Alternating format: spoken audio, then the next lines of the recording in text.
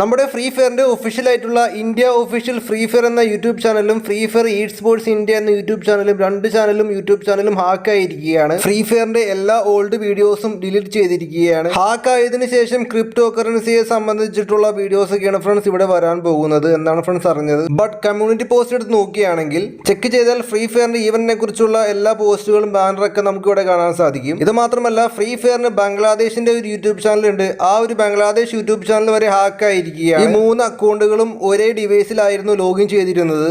അതുകൊണ്ടാണ് ഈ 3 യൂട്യൂബ് ചാനലും ഒരുമിച്ച് ഹാക്കായത്. ഈ യൂട്യൂബ് ചാനലൊക്കെ ഫ്രീ ഫയർ തിരിച്ചെടുക്കുന്നതായിരിക്കും. കാരണം നമുക്ക് എല്ലാവർക്കും അറിയാം ഗരീനയ്ക്ക് വളരെ ഇമ്പോർട്ടൻ്റ് ആയിട്ടുള്ള യൂട്യൂബ് ചാനലാണ് ഇവ 3. എന്തായാലും യൂട്യൂബൊക്കെ ആയിട്ട് നമ്മുടെ ഗരീനെ കോൺടാക്ട് ഒക്കെ ചെയ്തിട്ട് എല്ലാ കാര്യങ്ങളൊക്കെ ഹാക്കായി എന്നൊക്കെ പറഞ്ഞു കഴിഞ്ഞാൽ എന്തായാലും തിരിച്ച് ആ യൂട്യൂബ് ചാനലൊക്കെ തിരിച്ച് ലഭിക്കുന്നതായിരിക്കും. അതുകൊണ്ട് തന്നെ 1-2 ദിവസത്തിന് ശേഷം ഫ്രീ ഫയറിന്റെ ഒഫീഷ്യൽ യൂട്യൂബ് ചാനലൊക്കെ തിരിച്ചു വരുന്നതായിരിക്കും. ദെൻ ഇമ്പോർട്ടൻറ്റ് കാര്യം എന്താണെന്ന് വെച്ചാൽ അവിടെ വല്ല ലിങ്ക് ഒക്കെ ഉണ്ടെങ്കിൽ, അതായത് നമുക്ക് റിവാർഡും ഗീവ് അവേ ഒക്കെ തരാമെന്നൊക്കെ പറഞ്ഞിട്ട് വല്ല ലിങ്കും കണ്ടു കഴിഞ്ഞാൽ ഹാക്കായ ചാനലിൽ പോയി ലിങ്കിലൊക്കെ പോയി ക്ലിക്ക് ചെയ്ത് കഴിഞ്ഞാൽ നമ്മുടെ അക്കൗണ്ടൊക്കെ ഹാക്കാവുന്നതായിരിക്കും. നമ്മുടെ അക്കൗണ്ടും അതുപോലെ ഹാക്കാവുന്നതായിരിക്കും. നമ്മുടെ സകല ഡാറ്റയും പിന്നെ നമ്മുടെ അക്കൗണ്ടും എല്ലാ കാര്യങ്ങളും അവർ എടുക്കുന്നതായിരിക്കും. അതുകൊണ്ട് തന്നെ നമ്മൾ ആരും ഒരിക്കലും അവിടെ ഒരു ലിങ്കിലും ക്ലിക്ക് ചെയ്യാതെ ഇരുന്ന് പണി കിട്ടാതിരിക്കുക. അതുമാത്രമല്ല ലിങ്ക് ക്ലിക്ക് ചെയ്താൽ നമ്മുടെ ഫ്രീ ഫയർ ID വരെ അവർ അടിച്ചുകൊണ്ട് പോകുന്നതായിരിക്കും. പിന്നെ അതുമാത്രമല്ല നമ്മുടെ എല്ലാ കാര്യങ്ങളും നമ്മുടെ ഡിവൈസിലെ എല്ലാ ഐറ്റംസും അവർ എടുക്കുന്നതായിരിക്കും. അതുകൊണ്ട് തന്നെ ഫ്രീ ഫയറിന്റെ ഒഫീഷ്യൽ യൂട്യൂബ് ചാനൽ തിരിച്ചു വരുന്നതായിരിക്കും. 1-2-3 ദിവസം കഴിയുമ്പോൾ എന്തായാലും അവർ യൂട്യൂബ്സൊക്കെ ആയിട്ട് കോൺടാക്ട് ഒക്കെ ചെയ്തിട്ട്